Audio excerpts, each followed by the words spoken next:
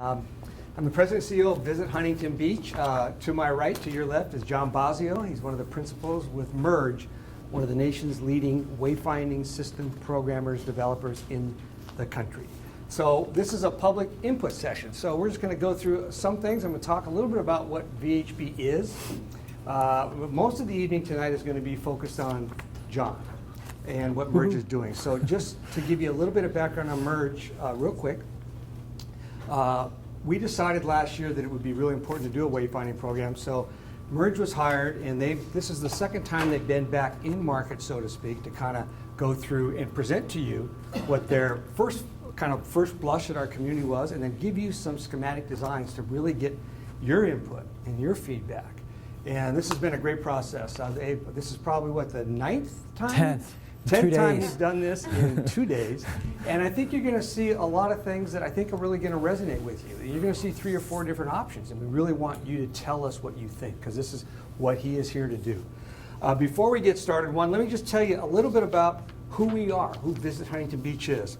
We've been around since 1989. Our vision at Visit Huntington Beach is to be an effective city destination leader representing the combined visitor industry and community partnership in the brand development, marketing, and sales of Surf City USA experience. And our mission, I think, is true today as it was when it was developed. It's to market and sell Huntington Beach's Surf City USA brand experience, and this is the important part, as the preferred quintessential California beach destination, leading to 3 things, actually. Increasing visitor spending and enhanced quality of life for residents. Actually, 2 things. So you think about that. Everything that we try and do is to try and get visitors to spend more money when they're here in market, which believe will go to increase the quality of life for residents. How are we funded? Simply, we receive our funding from 2 sources, which is one thing that's really good is local taxpayers do not pay a dime for everything that we do. 3/4 of the funding that we get comes from a self-assessment that the hotels, 22 hotels in Huntington Beach, about 2,200 hotel rooms, decided to go ahead and assess themselves. That generates about $3 million a year, and we use those dollars to do a lot of things to promote what I talked about, that vision and mission globally around the world. We get, there's a TOT tax, you might have heard that. So when somebody comes to a hotel, they check in, they pay a 10% tax. The hotels charge them 10%. Of that 10%, 90% goes to our good friends at the city. That's going to be almost $9 million this year. When the new hotels open up, and you look 2 or 3 years down the road, that's about $10 million. Those are dollars that are not paid for by the local residents. Those dollars go straight to the general fund to go for things like beach cleanup, fire, police, infrastructure, a lot of things that that we hear are talked about. If you go to Facebook and some of the local community blogs, we talk a lot about how can we help. Well, that's a lot of money right there sitting to help ease some of the infrastructure things. So that combined is about $4 million roughly, and we do our annual program of work. We are a private nonprofit. We're a 501c6. All of our meetings, our board meetings and our executive committee meetings are open to the public. We have an annual report, which you'll see right back there. It's actually not only an annual report, but it's also kind of a look forward. So it's our entire fiscal year and all the plans that we're doing. And we're doing pretty darn well. The average daily rate of people who come to Huntington Beach and check into a hotel is a little over $240 per night. All right? The occupancy is running a little less than 82%. That's pretty good. Do we need help sometimes? Absolutely. There are seasons when those hotels aren't running a high occupancy rate, and that's where we try and really fill the gaps. Our job is to try and get people to come here throughout the year, because if we can sustain that, when those downtimes come, then guess what happens? When you want to go to your favorite restaurant, it's still open, because we have visitors here that are spending money. That's so crucial. All of those restaurants, the hotels, etc., they also collect sales tax, and that goes to the city as well. And we like to remind people that they also pay property tax. So collectively, it's a big chunk of change that the industry is contributing. In fact, we know this from our facts that if it weren't for the tourism industry, each person in this room, if you own a house, would pay about $1,100 more a year in taxes. It's a big, big chunk. And right now, 1 out of 9 jobs in America are dependent upon the tourism industry. Here in HB, we did about 2013, we did a study, it was about 4,500 jobs are created because of the visitors that come to Huntington Beach. What does this system cost, right? It's about $114,000 to do the master plan, and that's what we are looking at right now. Who's paying for this master plan? Visit Huntington Beach. We're paying for it out of those Tourism Business Improvement District funds. So I just want to make that real clear. As you walk out of here, I want you to know and go tell all your friends that the taxpayers of Huntington Beach are not paying for this. We see a real need, as you're going to see, as you start to look at why we want to do wayfinding. And let me grab my crib notes here because I don't have that up there. There's some real crucial things that we identified, as well as the city identified in some master planning on why we're doing this exact process and hopefully put stuff in the ground. Number one, we know that effective wayfinding increases business sales, which of course then in turn creates more local tax revenues, it lowers our unemployment rates, and it definitely improves the quality of life for our residents. We know that effective wayfinding reduces highway congestion. That is absolutely crucial. And it reduces auto emissions and traffic accidents. If you know where you're going and the signage is effective, and you have an app and other sorts of platforms that get you, say, from to this place, to the beach, or from the beach up here, or to Golden West, or the Belletary area, we know that if we can get you there more efficiently, you're going to spend time where? Not in your car, but outside shopping. We also know that if we do our job effectively, we're going to get people into the public lots. How many times have we seen what happens in busy times or slow times? On PCH, people turn right, they're on Main Street, it's all bottlenecked.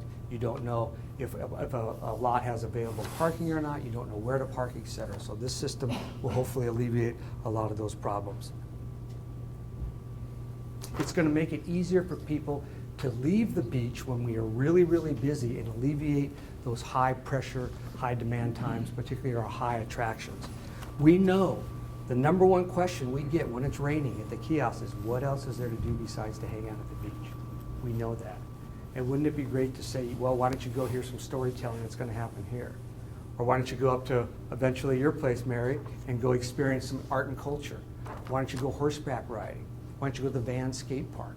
We know that if we can do that effectively, it's going to really pay off big time. It enhances the property values, no question about it. Areas like this, if we get more visitors there and you get more dollars and you can enhance those things, it helps everybody. Look at Detroit as an example. I mean, they're struggling right now for property values, et cetera. Integrating technology, what you're going to see is it's not just brick and mortar. Anybody can put a sign up. But if we can do this, as this gentleman's doing right here, looking at his phone, right? And then maybe somebody else wants to see the brick and mortar stuff, but if you integrate all that together, then it really, really is effective. Because we know people are using their phone to get to places, but how do you combine it all together? It increases the overall HB visitor experience. That's what's important. How many times have we seen this, right? Right? So if we know that if they can get to places, they're going to take more pictures, put it on Facebook, et cetera, and we'll be more successful. Wellness, it improves wellness. We have our research company here and our ad agency over here, and one thing that was amazing that came back, the number one or two thing, kind of aided and unaided, was people were talking about how walkable our city is. Now, we kind of know that. But to hear our outside visitors tell us that, that's pretty cool. So if we know we have all these trails, be it bike trails or walking trails, why not be able to promote that and do like a historical walking tour? And you know you're going to get your 10,000 steps in, or your 5,000 steps, or your 2,500. Right? So isn't that cool? As people can explore your city, be healthy, and that's what we want to do. It positively impacts the lives of young people. I can tell you this, the U.S. Travel Association just came out with some facts, and they said that for children who travel more, for educational purposes specifically, they do better in school, the dropout rate is lower, they graduate from college with higher grades, they learn people skills, and they earn more money. So those are 5 things that if we can get more families, which is one of our 3 core markets that we're attracting, families, laid-back luxury, and active sport. If we can get more families here, like you see right here at Spring Break, and those kids come here and they get a historical perspective about the pier and what surfing is, and all the agricultural things that Mary's working on, et cetera, I mean, that's just will expand their mind, and they'll do better in school. And the last thing I've said it also is wayfinding certainly improves the quality of life for all residents. you got people that come, they're staying at your house or hotel, and you want to tell them to go down there, point A, B, or C. It's so much easier if they can get down there easy and come back. The household is a little bit not so stressful as people found out how to get there easily. So those are just 12 things that we kind of thought about when we were kind of saying, okay, why should we do this? It's just not about checking people into the hotel room. Anybody can do that. But it's about once they get here and in the hotel room or visiting friends and relatives, how do they experience our destination? So with that, just a little setup. Any questions that you might have about who we are and what we do? Okay. John, it's all yours. Okay, thank you. Again, my name is John Bozio. I'm principal with Merge. Just real quick about Merge, we are an environmental graphic design firm, and we focus on wayfinding. We have a very specific expertise in community wayfinding. We've designed more than 75 community wayfinding programs around the country. We've done large cities like Phoenix and Dallas, and most recently San Diego. We've done small historic towns. We've worked in Savannah, Fredericksburg, Texas. So hopefully we can bring a lot of lessons learned as we go through this process. This process is, and you notice on the first slide, it's 75% complete. That is not the whole project. That is just the report. And the report is the first 3 steps here, which is the strategic plan of the missions and goals, the analysis, which you're going to see a summary of tonight, and then also schematic design options. So that's what we're moving towards as we go through this. We eventually will get to programming, which is the sign location plans and message schedule, where signs go, what they need to say, and we'll go through that with the city. We'll go, once we have a design direction, we'll have design development, documentation, which is the bid document, so you can go out and bid the project to fabricators. We are designers and planners. We do not build or install signs. We do not have an end game to this. In fact, we are trying to do this with the least amount of signs possible as we go through this process. I wanted to start here because wayfinding is not new to Wayfinding Beach. I didn't come into town and invent wayfinding. Wayfinding is out there. You know, you have wayfinding signs to parking, whether it is a blue surfboard sign or a green and white MUTCD standard sign. You have gateway signs. You have signs that direct to what lot you are in. It's important to understand that you have signs. You do not have a sign system. Right? You just have a lot of stuff out there. The other thing is that when we do a wayfinding program, we are not adding to what's out there. We are trying to reduce visual clutter, and all of that wayfinding stuff comes down, and a consistent system goes up, so it becomes a program. We're not going to replace every single one of these signs when you get down onto the beach and those sort of regulatory signs. Of course, they stay. Maybe they can be coordinated a little bit more. But anything it's pointing to, like the Surf Museum. So you have that sign right there. Instead of going to looking at a pole and seeing 3 or 4 different size signs of all different sizes and colors and shapes and fonts, one sign, 3 messages, all the same, organizing that information. When you think of wayfinding, think of it big picture in. So, you get to Huntington Beach, you get to a district, you park your car, you become a pedestrian, and then you walk to your destination. So it's an important, this is how, and as I go through the presentation, you'll see that's how we sort of organize everything that we do is big picture in. So often people think that I come into town, I run around, and I put up signs everywhere. That's not what we do. We are going to show you signs, and it is a big piece of this, and it's a big sort of visual part that people see. But there's a lot more that goes into it. We think of it more holistically. For us, wayfinding is marketing, and all those things that Kelly said about when visitors come and their experience that they have here, we want to make sure that at every touch point along the way in their experience, they are giving the proper information, the appropriate information, and that it's consistent throughout, so that you make that journey a little bit easier. So when they go to a website, like the CVB website, what kind of information do they get? At the first page, can I find information about parking? Can I download an orientation map? As I'm walking around with my phone, what kind of information can I gather? Can I scan in a QR code? Can we have iBeacons that push information to you? Is there real-time information you can post about parking, public transit, high tide, low tide, things that subliminally reinforce your brand. So there's lots of digital things that you could include in the system. Landmarks are a way that we find our way as well. So we all use them, whether it's go to the large surfboard and make a left or meet me at the pier, they are all landmarks. So you don't always need a sign in order to give direction to somebody. We're using, and you have some great, you have an ultimate landmark in the ocean. Tell me which way I'm going.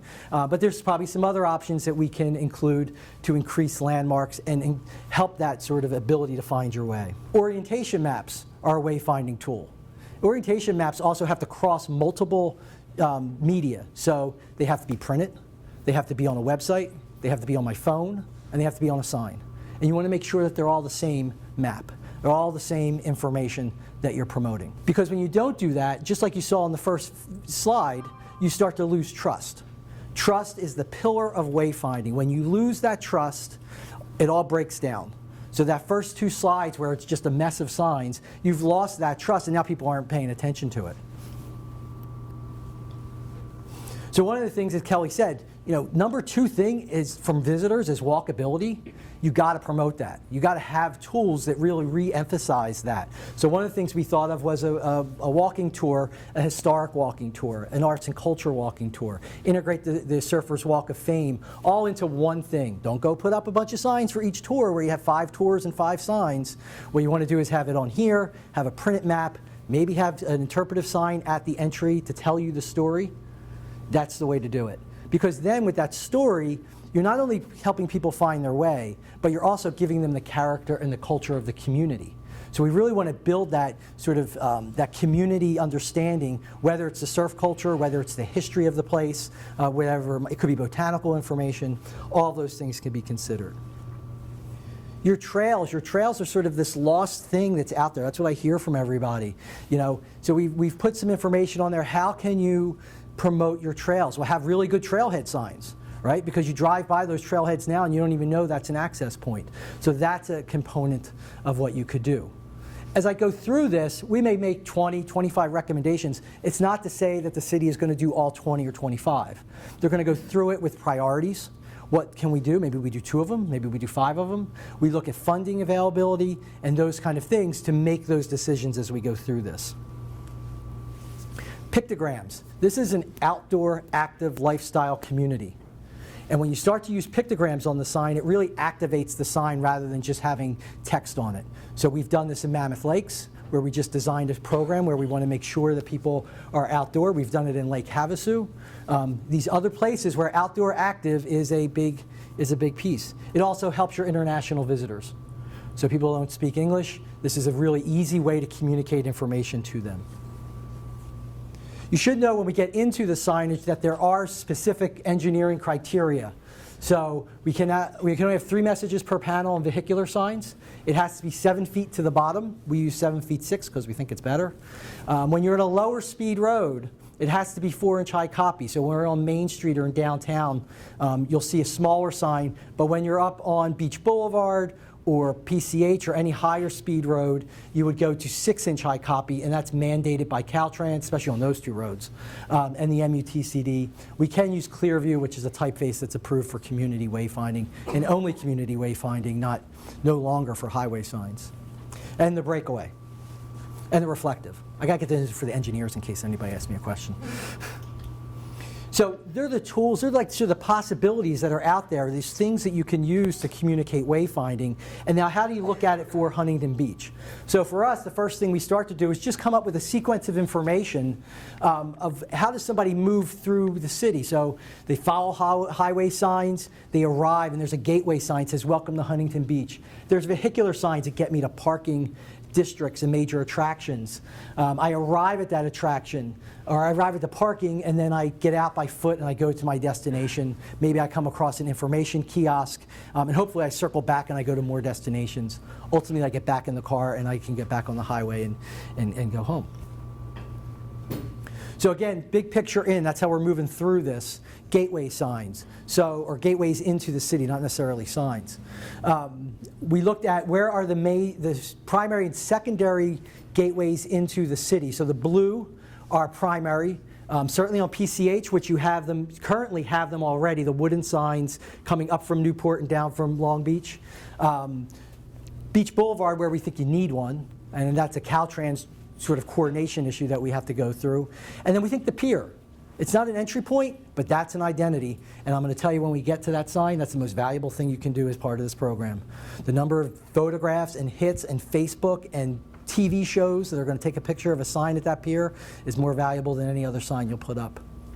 There's secondary gateways. So they're smaller signs. And this also gives us the ability to come up with an order of magnitude for the cost of the system. So, you know, bigger gateways or WOW gateways, you can assign a cost to it, and then we know how many secondary ones there are. We looked at what the vehicle with the best routes are to come in, primary and secondary, and they're the ones that we will pull people off of when appropriate. And then we looked at creating zones or districts, clusters. We use different words for it because you can't direct to all destinations from everywhere. What you want to do, it's a very common wayfinding tool, is to create a zone. You don't pull up to a hospital and see X-ray. You get to the right building, you get to the right wing, you get to the right department, and you work your way in. So you won't see signs for the library all the way down here. You may see signs for Central Park, and then as you get closer, you'll see signs for the library. So these are some zones that we came up with. I think some of them are very recognizable to you. Innovation Technology District, that's really future. It's something we talked about with the city, that there's not anything there right now, but it's possible. We certainly met with Sunset Beach and during our initial meetings, and that is it's a gateway in as well, but it's probably a Sunset Beach, Huntington Beach sort of hierarchy, but it's also somewhere you would send people to. John, you want to mention, we had some good feedback. When we talk about districts, you know, one thing somebody might conjure up, oh no, am I in the district or out of the district? Is it taxes? Do you want to mention some of the feedback we heard? This is more like a working sort of thing. Yeah, we're going to remove the word district from like Central Park and Golden West, similar to Bolsa Chica, so it's not so sort of confining. You'll notice we use sort of loose circles on those areas because it's not a city that has sort of defined districts. We did downtown San Diego. We sort of filled in the whole downtown district to district, there's no sort of open areas because it was already there to a certain extent. So districts really give the destinations a much larger reach of direction, because if you're only going to do it from near you, that's it. But with a district, I can now direct farther away, and you technically get more information out there. We are looking at the destinations and where they are. And generally, the destinations we are not directing to. We are not directing to private entities. So we don't direct to Starbucks. We don't direct to individual businesses on vehicular signs or pedestrian signs. You're really keeping it at nonprofit, tourism attractions, government facilities, parks and recreation, historic sites. That's what we're really directing to at vehicular level. There is a tiered system of inclusion so that when you want to include maybe retail or that level, you include it here or you include it on printed pieces. So there is a sort of a tier for everybody to come into. So I've driven around and now I need to park. One of the things that we identified was that the 5th Street parking garage, that International P, and the use of that is really good. And there's no reason that that particular garage should do anything different. It's well signed. And that should be the sort of design intent of going forward. So get rid of the blue surfboard signs and the P arcing signs that don't match. Follow the blue P through town, get to that lot or that garage, and identify the opening of it. Your garage is when you get out of your car and you make that transition, that is now a gateway to the Huntington Beach experience. And you need orientation at that point. So putting some sort of graphics up there, I think maybe you've been to Pacific City, they do it in there, not only for wayfinding, but what does it do? When you do something like that, it makes that garage feel more welcoming, and it makes it feel safer. It gives you the opportunity to tell the Huntington Beach story, whether that's a historic story or just reinforcing the brand. And it gives you the opportunity to orient somebody as they're coming out of the garage, where am I going? And where am I, just within the context of that environment. I come out of the garage and now I'm walking around. So we've identified the key directional or pedestrian paths that can be used as we looked at this. So if you're staying at the Hyatt, you want to make sure you have some information along PCH and Pacific View so that you get people to where they're going, right? It also starts to give us that order of magnitude count. Well, how many pedestrian signs do we need for this program? Well, there's about 25 decision points, so maybe 2 at each That's probably the maximum. It's not going to be more than that. And now we started to look at what are the sign types that can be included as part of this project. So it's just a scope, no design applied to it. We're just letting people know, or for us, letting us know what the scope is. So a WOW gateway, which is here, and maybe something at the pier. And we're going to talk a little bit about that. I'm sort of giving a little bit of a design away. A secondary gateway, you see the larger vehicular directional, slower speed directional, move into parking signs, pedestrian information kiosk and directional, maybe some crosswalks. Are there ideas where custom crosswalks can be incorporated? Interpretive signs, beach access. I mean, a lot of that stuff's out there. Interpretive signs, they're out there. There are a couple kiosks. There's certainly a handful of vehicular directional signs. They're all over the place, like we saw, and parking. So it's not like they're new sign types or new. It's a new world. Any questions regarding the wayfinding sort of strategic part of what we're doing? There's usually never questions for that. But you're a planner, so I see. Dan's the planner. Planning Commission, I'm glad you're here. It's very focused on downtown, obviously, for pedestrian side. Is the theme going to change per district? No, and that's a good point. We did get a question in one of the earlier stakeholder meetings. Certainly you could take the pedestrian and move it up to Bellaterra or any other place that you feel like there is a reasonable amount of pedestrian traffic. So it would be the same up there. We're not getting into a district sort of icon identity program. They're just not strong enough or defined enough. We did do that in San Diego on the pedestrian signs, but you had the gas lamp quarter, you had Little Italy. There are, step. Yeah, very specific. So, okay. And are you looking at signage? I mean, I'm thinking of what I saw like in downtown Indianapolis. So right now you're showing us renderings that are like no design, and that's on purpose. But now we're going to show you the design. Next phase, I'm taking that step. I'm going to go into the design. Matt, a question. If we want to dim the lights, are you still going to be able to record this? Because I know if it's dimmer, it's a little bit more impactful, or not? You want to keep it? Stop tape. We're using the slides, and we're going to marry this together, so the viewer actually will see the slide as a slide, and coming out here and going back in, and so it'll be edited together. Okay. Can I okay if I dim the lights? Sure. Okay. Sure. Absolutely. So there's 3 design options, and similar to when we talk about the master plan portion of it, where we're showing lots of different things, and saying you don't have to do all 20. Same thing with the schematic design. We've pushed them in 3 different directions, and it's not that you have to sort of like all of A or all of B. It might be that option A is sort of a basis for design, and you like it, but I like the kiosk from B, or I like the digital component from C. Those are things that can obviously come together to make an option 4. So option A, for each board or each option, we create a inspiration board, just to show you how we've arrived at where we're going with this. This one is Roots, Classic, and Heritage. So we were really looking for sort of that classic, as Kelly said, Southern California experience, and what visuals sort of bring that up. But we also found this photo, which sort of inspired us as we were going forward with the wood trim around it, the stickers and the shape that gives us, and how can we bring in those kind of elements. This is the color palette for option A. We are not creating a logo for Huntington Beach. We just put the word inside a shape as part of that. That's the shape of the signs that you'll see as we go through this. So this is option A. Each option as we go through basically have 6 sign types that we're showing: a high speed sign, a lower speed, parking, a interpretive or larger kiosk, a smaller kiosk you may see outside of a parking garage, and then a pedestrian directional sign. You see the backs of the signs. I'll go close up on some of these as we do this. We're still looking at some materials. This could be wood. It could be another paint finish or aluminum finish. The signs will be reflective, both the copy and the background. That's mandated. In this one, you see we have a white and blue border. And what you'll see when we drop it into the renderings, that helps it pop a little bit when you get into the environment, including the information I as a design element. Using sort of that classic, we said surfboard stripe, but someone earlier said, it looks like a racing car, automobile. But that all goes back to a lot of your history and your culture in Huntington Beach. You could put quotes on the back. We've done that before, and it's another sort of subtle way to bring in a little bit of character of the community.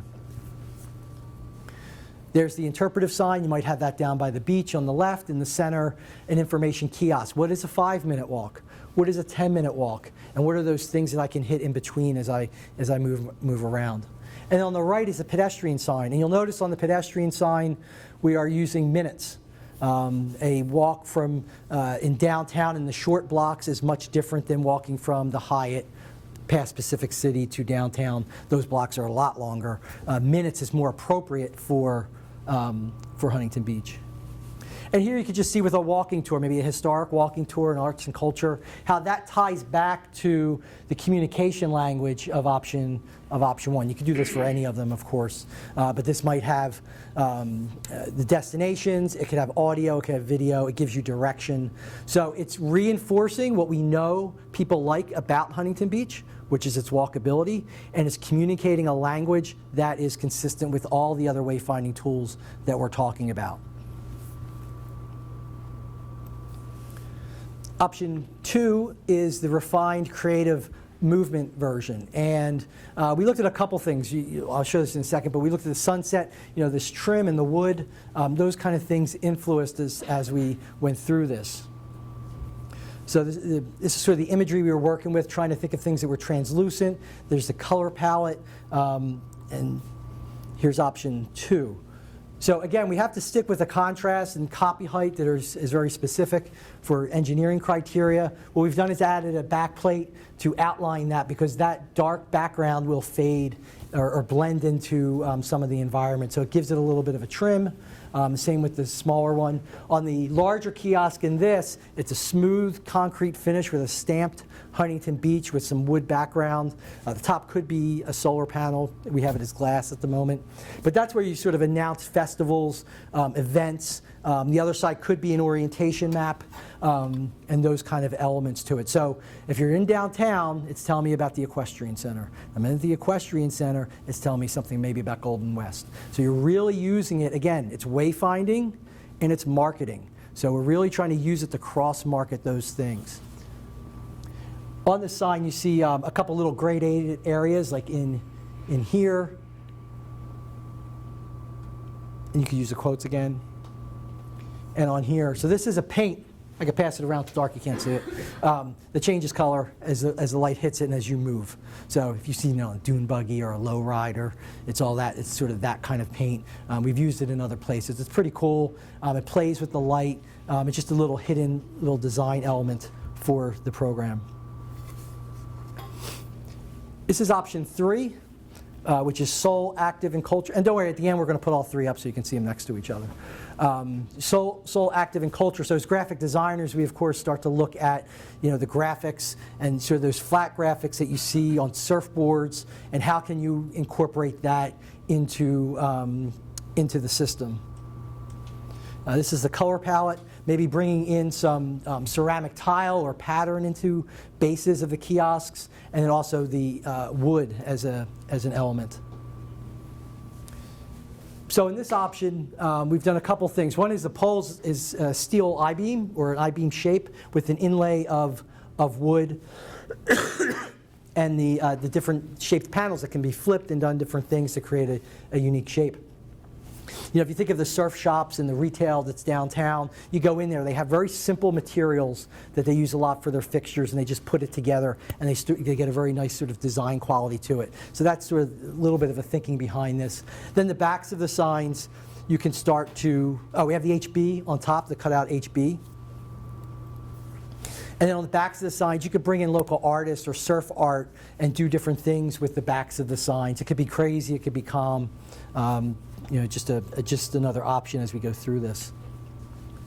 The kiosk, again, bringing in some sort of maybe ceramic tile or patterned base, but having a digital component to that. Maybe it gives low and high tide. Maybe it gives information about upcoming weather or whatever it might be, but it can sort of build on a lot of things that your brand is all about in a very subliminal way. More so than just making that the shape of a surfboard, I always say I went to dinner here and the dessert card came out and it was a surfboard. I don't need to see another surfboard as part of the wayfinding program. And then the taller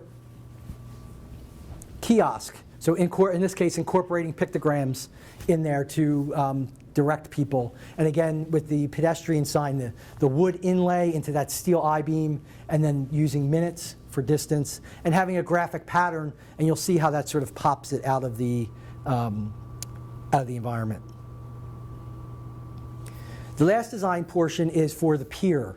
So, the pier, as I said earlier, it's probably the most valuable shot you have. I mean, if you can put a sign across that pier as you enter in, everyone is going to get their picture taken, and it's going to be posted all around the world, and it really will have a lot of equity in building the Huntington Beach brand. So what we looked at is from a historic context, what kind of architecture and elements were up there previously. And then we looked at the old sign that was above PCH and the shape of that, as well as the archway element. I wish we could do that again, but Caltrans would never let us do that. I'm not up for that battle. So this was the first design option. And it's really like an option A1, A2. This was the first one to take that Art Deco sort of style of pillar and put that up there with the light, have municipal pier with the date at the bottom, and Huntington Beach, welcome to Surf City, USA.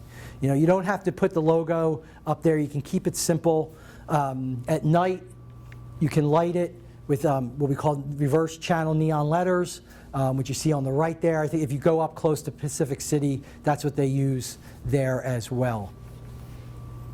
We realized that those towers in the daytime were blocking it, so we took those away and we did a version where it's just on posts. And I think this is where we've sort of landed with it for the most part, because as I keep saying, is that the view is the show, not the pillars and the sign. So this really opens that up compared to the first one. We still have the arch, we still have the shape of that sign. We've talked about maybe still bringing in maybe a small base here for that date and just getting that up a little bit, which is fine. Certainly wouldn't block any view at that point. You were in Paris, and it said Paris, City of Love. Can you imagine the thousands and thousands and thousands of images that you've taken there? So that's why this is so important. So again, this is what it would look like at night. So that red and blue is this translucent acrylic that would go behind it and give it a little bit of a glow. So I'm going to just take you on a little bit of a tour of how each option drops into your travels. What you'll notice is we haven't designed any gateway signs because we really want to land on a design intent and have those follow in. Sometimes when we show gateway signs, people get really hung up on that and kick some other things out. So we'll land on a design intent and then start to look at some of those gateways. So this is on PCH as you come down with the beach on your right. You'll see the environment really changes from here to Golden West to downtown. So this is how option 1 will look. I'm trying to stay out of your way. This is option 2 and option 3. So here you can see like the HB pops here. You'll see in others ones where it sort of becomes a lot softer. So this is on Golden West. And these aren't exact locations, so I don't want anybody to think that there's going to be a sign exactly right there. We're just dropping it in to look at the environment and understand how certain things work. So you can see the sign with the border in that shape pops a lot more. It also, from a distance, it allows you to anticipate that information. Oh, I'm going to get information. There it is up there. And then as you get closer, you can read it. So that's option 1. Option 2, and here the orange stripes, the back panel, that helped to frame the sign. Ooh. And here in option 3, it's the wood. The wood frames it a little bit more, gives you those pillars that sort of identify it as you go through. But where's the HB? It disappears, because anything that's black or dark is going to disappear a little bit. In downtown, you have a completely different scenario of what the vision or the environment is behind it. But with this one, with the sign shape, it really still helps it stand out in that particular environment. This shape does a little bit, not quite as much. And here again, the wood has a little bit harder trouble there. From a pedestrian standpoint and a design standpoint, that might be a little bit nice of a, has a finer feature to it, but the HB is certainly softer. So you're driving around, you drove through downtown, and then you come across a landmark.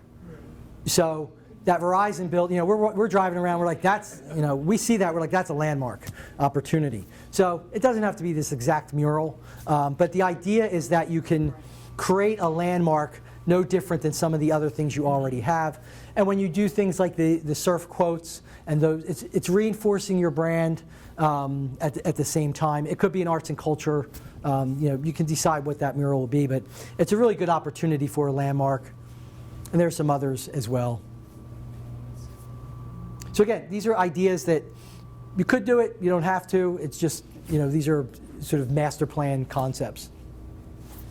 Then you get to parking.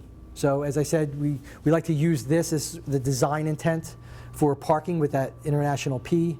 And you get out of your car and now, welcome to Huntington Beach. It's welcoming. I feel a little bit more safe that I'm in a garage. I have a map on the right-hand side under the word elevator that gives me an orientation. Okay, when I come out, I'm going to be on 5th Street or wherever I come out. You could do it in a higher end. So maybe use a material rather than a painted mural.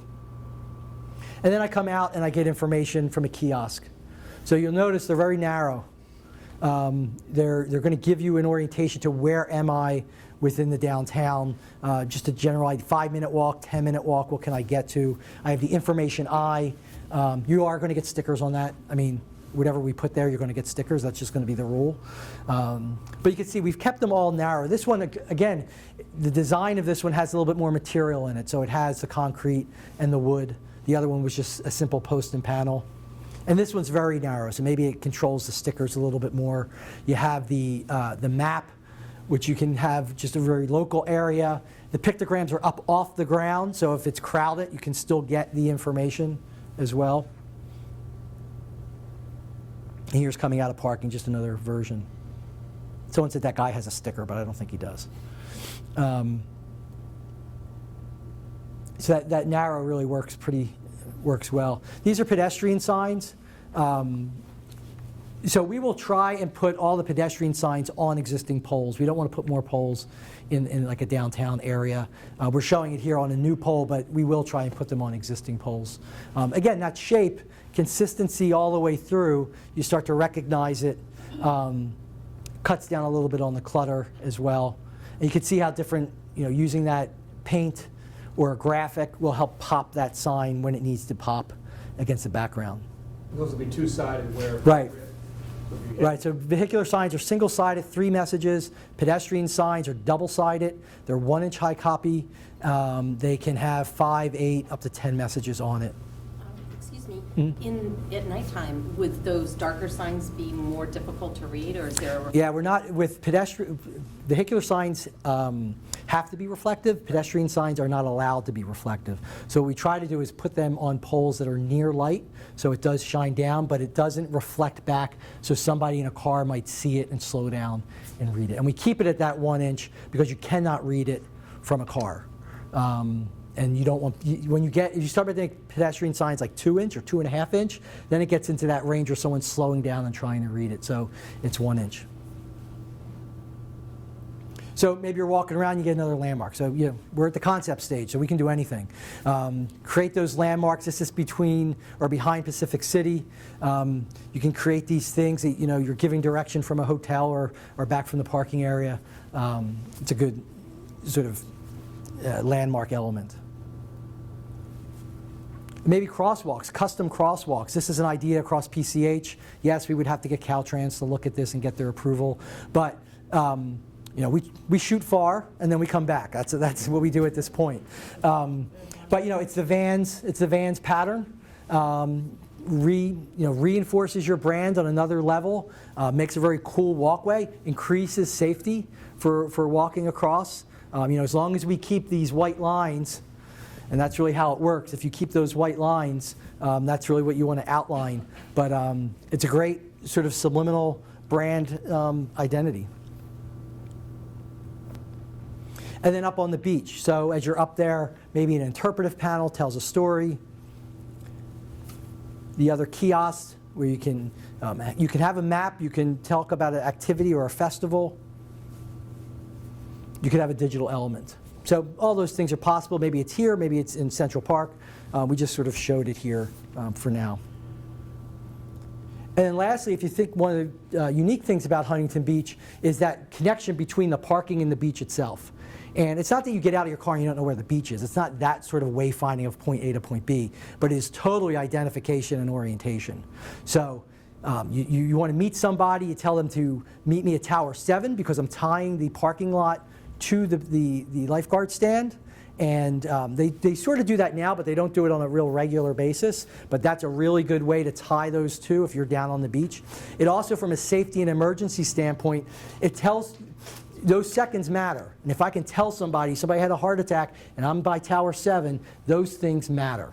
And this is a way to really clearly identify it. Also putting on there that you're entering the city beach, because there's really very little information that tells you when you're transferring from the city to the state beach. So it says, welcome to Huntington Beach, the city beach, and you see the tower at the end. When you go down to Tower 20, one of the things is you cannot see the tower. So that having a sign up on there on the pole or at the entry point, that's really helpful for somebody who's trying to meet somebody. So you're just making, that stay a little bit more enjoyable. You're making the emergency services a little bit simpler, and they're little things. So we've looked at everything as we've gone through this, from big gateway signs to all the way down to these emergency sort of situations, to historic walking tours, to printed maps. So hopefully it gives you a better idea of what wayfinding is all about and all the different things you can potentially do. We have not decided to do any of these as of yet. We have sort of outlined them and said, here are the opportunities. We're getting feedback. We'll probably go back and do an option 4 with some of the elements where we can do an order of magnitude. We will do that, and then we will start to prioritize what things are possible, what things might be phased over time. Very rarely do we do a project that is citywide, that it just all drops out of the sky, bam, and it's all in. It's always different funding from different places and phasing.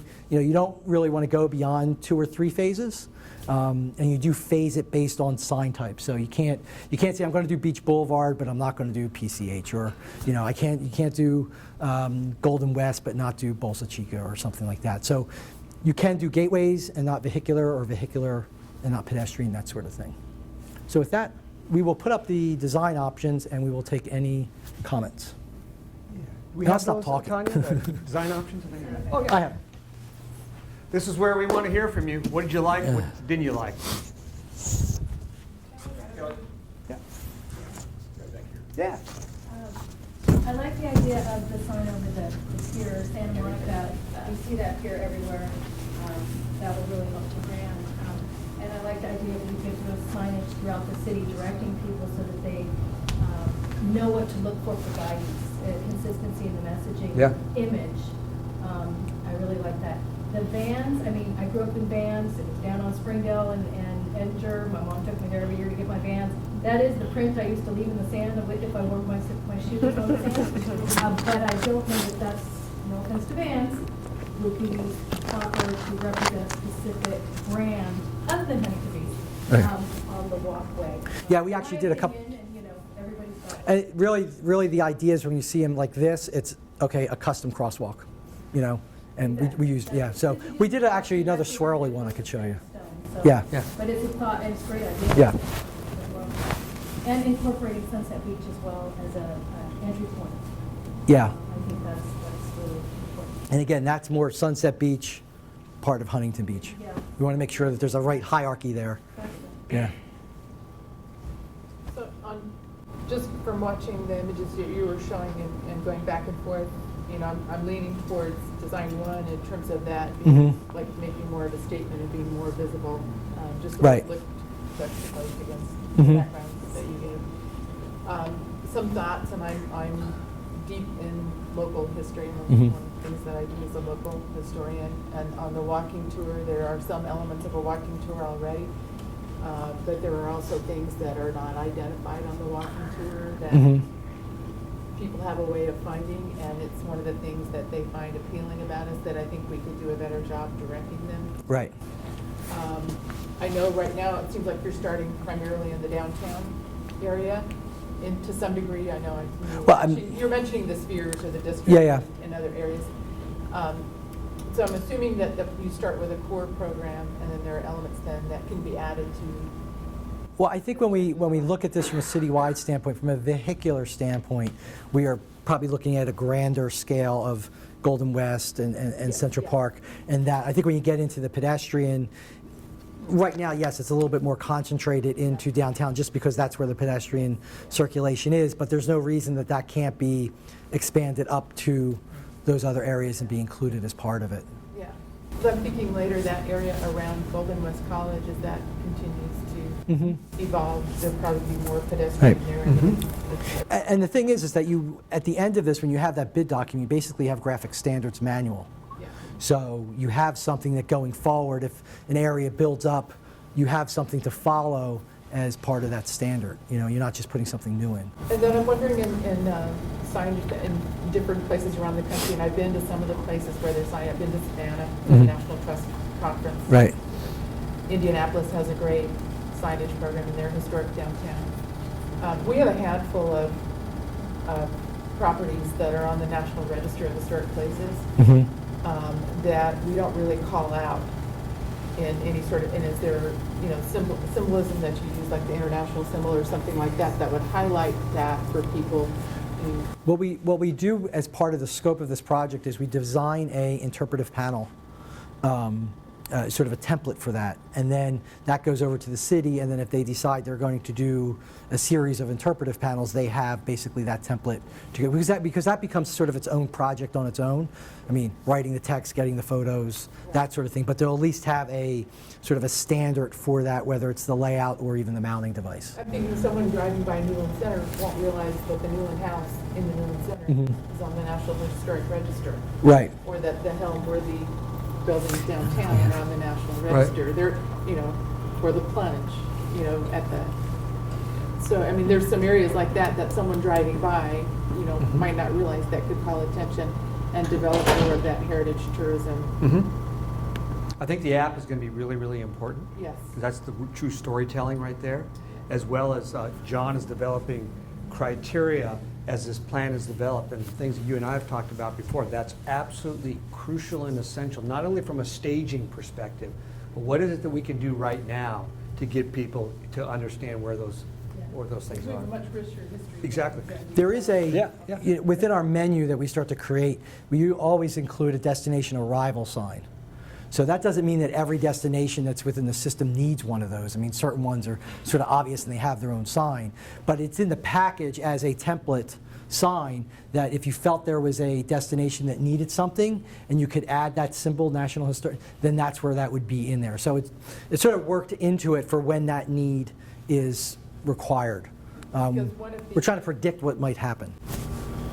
One of the, I had the opportunity to give some input to the downtown bid, the merchants, and one of the issues in walking around the downtown a lot was the clutter of signage and, you know, the mishmash of signage, but also the pinch points. So I appreciate when you're talking about some of the signage for pedestrians will be narrow. But if there's other ways, and I know this is probably not your jurisdiction, might be more yours, to reduce some of that clutter, you know, there are too many newsstands. Right. You know, there's no collected sort of newsstand center. They're every like 10 feet practically. And they become pinch points for pedestrians. Yeah, well, there will be, from a signage standpoint, there will be a removal plan that comes out of our scope as well as where signs should go. When we just did down in San Diego is much bigger, but downtown San Diego, they had a system that was up 1999. It had 253 vehicular signs, 10 pedestrian signs, which is completely out of whack. It directed to 10 destinations. Our new system has only 106 vehicular signs and 60 pedestrian. I think we have a total of 174 signs, and we direct to 60 destinations.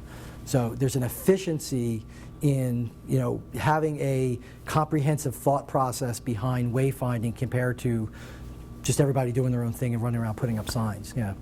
And then a couple other comments. Yeah. I really appreciate that you showed the Verizon building, which is the big beige cube on Main Street. Janet, I The have- Frontier building. Yeah, we just found that out, right? We Tomorrow. already talked to Verizon, they're open to allowing murals there, it's just, it's getting it done. Right. They're the same You know, people now. and there are other spaces in the downtown that are desperate for it. So I appreciate that, and I just want to, my input on that would be yes, do it. And the other comment would be down near the pier, I mean, there are some places that would lend themselves to signage. You showed one with the oil derricks along the beach, a historical photo. We have nothing at the pier that indicates the presence of Henry Huntington, who we're named after, or the red car, which is what he brought to the pier in 1904, which then began Right. the life of this Exactly. big city transitioning to becoming Huntington Beach. That's a photo opportunity, you know, that we're missing. Right. People would take their photo next to signage like that, or, you know, an image of Henry Huntington, take your picture with Henry, you know, kind of thing. I mean, there's some opportunities we're missing there for photo ops, but also for sharing our history, which Right. is really fascinating history. Yeah. You were going to say something else? Well, even going back further, not to go off topic, but the wetland area and the walking paths there, of course, everybody's got their own ideas about that whole area, but I mean, there's some history past Huntington. Prehistory. Yeah, yeah, we're talking ancient history. 7,000 Yeah, plus exactly. years. Yeah. So anything in there is all California Department of Fish and Wildlife. It's managed by them and the Coastal Commission. But there's actually a signage program currently, in a walking path program that we're actually just about to roll out. Okay, and would that be consistent with tourism direction? That would be up to But them. you could have Because I signage know on at one Warner. point, that was a large group of tourists coming here were actually bird watchers and so forth and so on. And whether or not the Native American history, or whatever you want to call it, that is or was there, might be, a lot of people might be led to that. So signage on Warner. Yeah. Well, That's more of a third party issue that we would have to, that's more of a third party issue we have to look at. Because you're dealing with coastal Right. commission and possible development and all these other. Yeah, and anytime you put anything in the ground with the coastal commission, it's a whole But on process. that end of town, there's some other things, like there's the butterfly park Oh, yeah. that you want people to Right. find. Yeah. I think it's probably worthwhile, though, for John and his team to find out what the schematic design is being planned for that, Yeah. and to just see if. Yeah, and we work with third-party programs all the time because, you know, if you use a college or use Golden West as an example, our job is to get people to the front door of Golden West, and then their system takes over. So it's where do the two systems shake hands, basically. And it's really not a front door there. Right. I think that's the point. Yeah. Dan, you had something? Yeah, for the design specifically, like I like kind of a mishmash of them. That's okay. It's really great inspiration. I like the pillars and the signage, or the kiosks from 2, the poles from 1, the shapes from 3, and the colors from 2. So it's Can you write that down? yeah. So it's kind of like the brown poles. Take the brown poles except for the top. Look at his phone.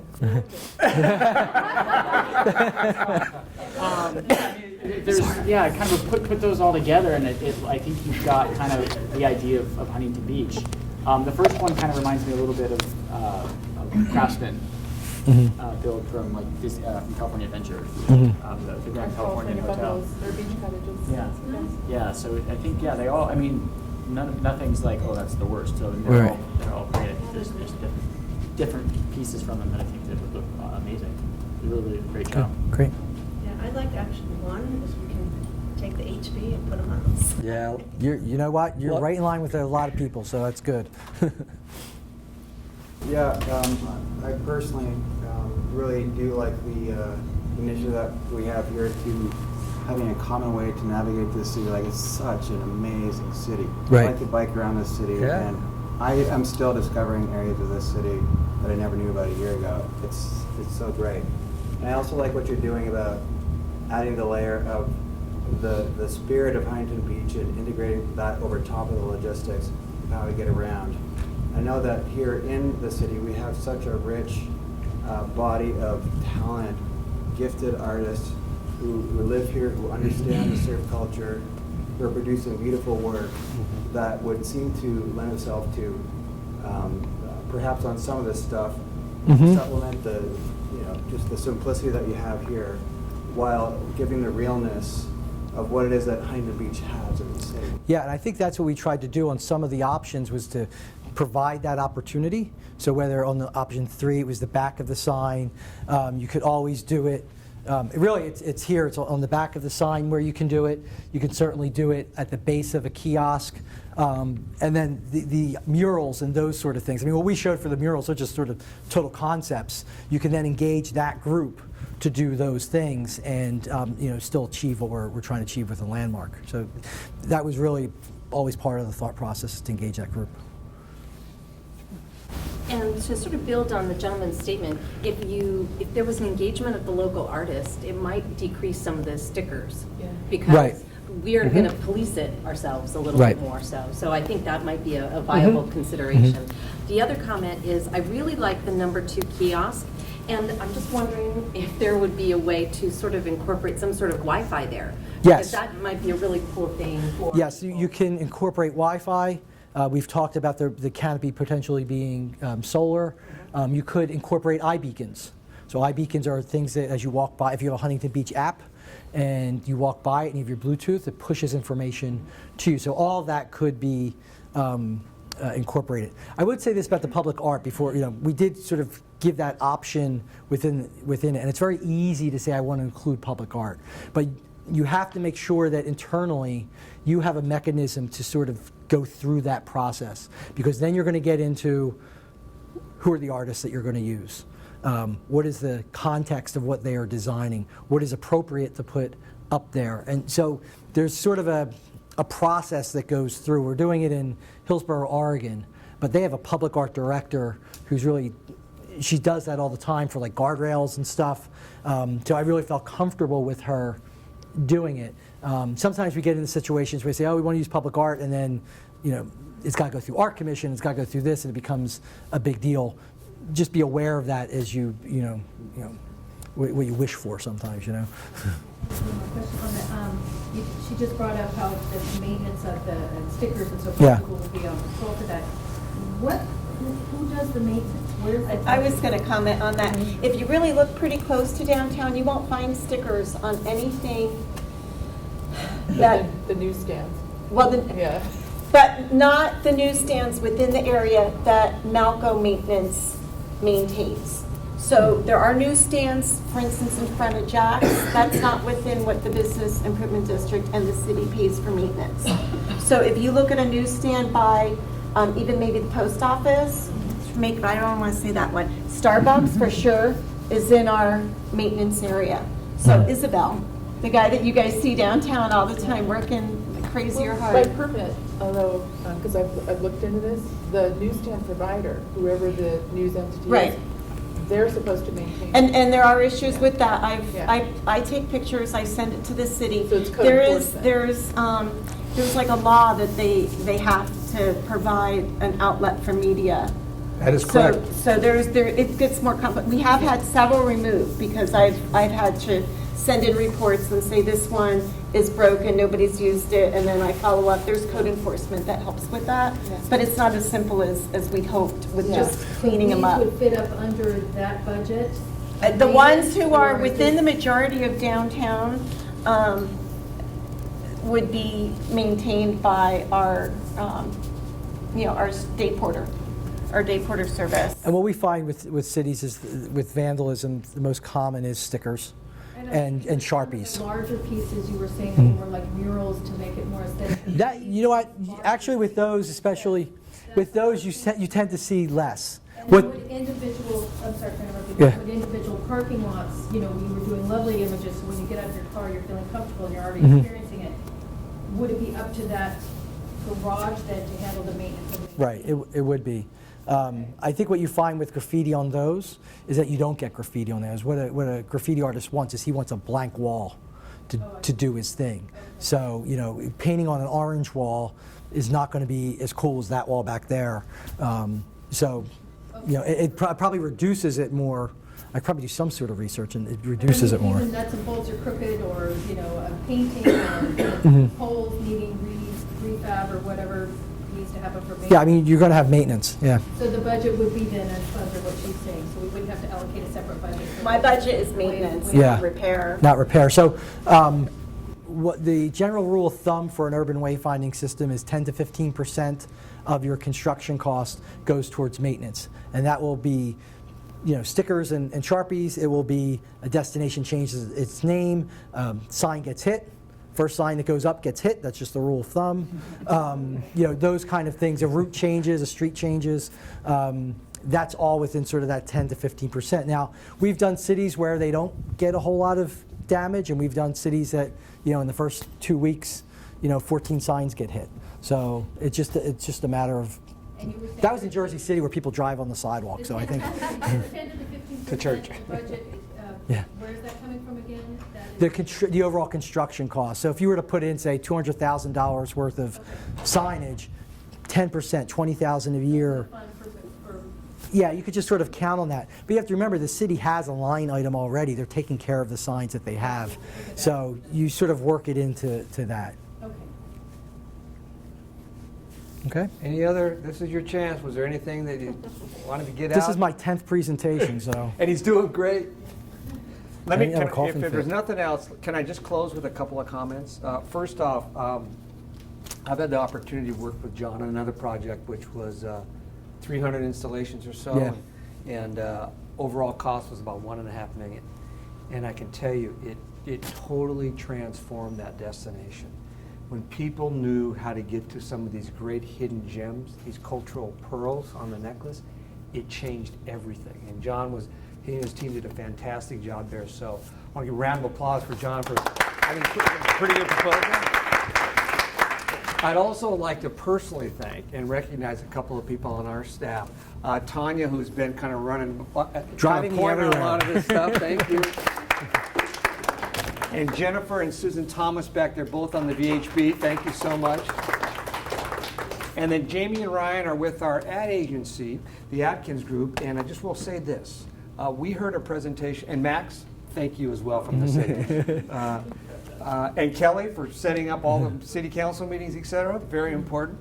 But we heard a presentation today that talked about a new brand position and a brand promise. And I'm not going to kind of spill the beans right now because it's so exciting. But on top of that comes new creative. On top of that comes a new website. And on top of all that comes this program.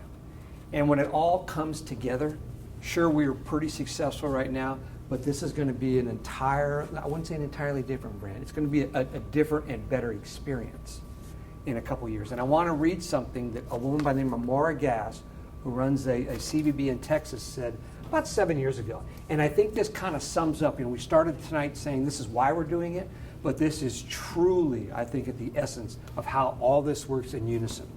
And she said this at a national conference at our National Trade Association, and it still resonates, and I still get teary-eyed thinking about this.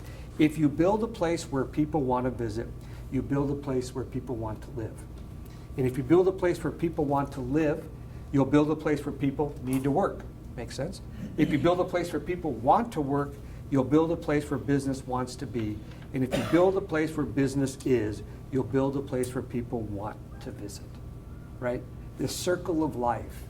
And certainly this system up here is going to help people navigate that circle of life. So with that, thank you for coming. Your input was incredibly valuable, and we're thrilled about this project. Thank you so much. Thank you very much.